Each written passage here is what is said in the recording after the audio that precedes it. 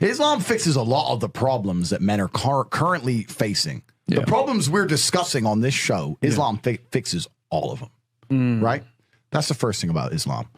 And I'm not a Muslim, right? If I had to choose a religion, I would, because I live in an Orthodox Christian country, I go to the Orthodox Christian church. I donate $20,000 a month to the church in the country I live in. The church in Romania is very powerful, and I like having church friends. So I give them a lot of money, right? So I would guess I'm an Orthodox Christian. But if I had to bet on one religion as if I were betting on the stock market for the future, you have to bet on Islam. Because Muslims are intolerant. And I'm not saying that disrespectfully, because if you're tolerant of everything, then you stand for nothing. Facts. Christians are so tolerant now. You don't believe it. They have gay pastors that I'm not even anti-gay, but if the book says don't have, like, what do you believe in now? If you're tolerant of everything, you stand for nothing. I can walk through London with a t-shirt saying Jesus is gay and nothing will happen to me. If I did the same thing with the Islamic prophet, I'd be dead before I got to the end of the street. Boom. That's how much they believe and respect. And I respect people who stick up for what they believe in. It's not even about me believing in it. I respect them because they believe and they will defend. Muslims are the only people who will defend their religion. They will defend their beliefs. They refuse to be mocked. They refuse to be insulted. And I respect that about them. I respect that. That's an amazing thing about them, right? And the third point is, and I've been all around the world, some of the best countries in the world today are the first world Muslim nations. Qatar, you can go to Qatar, you can fall asleep with $1 million on your lap in the middle of the street. Nothing's going to happen to you. Saudi Arabia as well. You can go to Saudi, nothing will happen to you. You can go to Dubai, UAE, nothing's going to happen to you. They leave their cars parked with the keys inside. It's so safe. Wow. It's so safe. Women, everyone's married.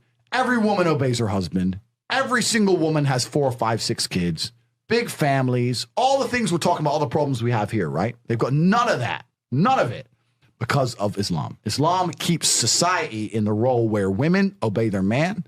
Women have children.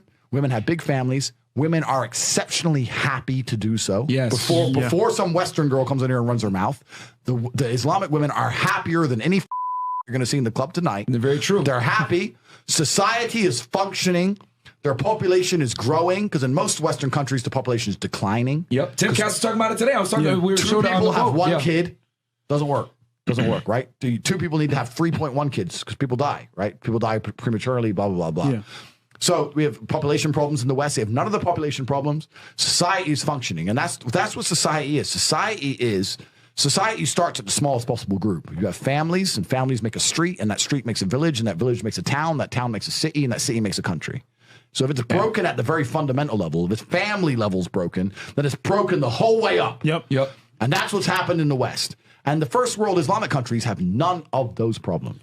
So if you're going to talk about a belief system that fixes issues, you need to go to Islam. And I will say this that will fix everything. I just have absolute, even though I wouldn't identify as Muslim, I have absolute respect for the ideology, respect for the mentality, respect for the warrior aspect of it. I respect it. They don't play. They don't play. You can't insult their shit. But you can insult the church all day. You can make fun of it. There's a show on Netflix about a gay Jesus. That's a joke, right? Ha, ha, ha. And what do the Christians do? Nothing. Christianity is a dead religion. If you're a Christian, and I'm saying this as a Christian myself, Christianity is a dead religion which is confined to the history books. It's dying out. Your own Pope. The Pope goes up there and talks LGBTQ shit now. That's crazy. It is over. You don't stand for anything. You don't believe in anything. You have no boundaries. You're walked on. You're mocked. The whole thing is a joke. Being a Christian now is nothing more than advertising. You're a loser. It's a losing religion because you've lost to Islam. I can anticipate that the Orthodox Christian world tomorrow, inshallah, will accept the Quran as the word of God. And I am anticipating tomorrow that the Orthodox Christian world will accept Muhammad alayhi salatu wasalam as a prophet of Allah. But they will jump up. Come on, take the shahada, take the shahada, take the shahada. Oh, what fools.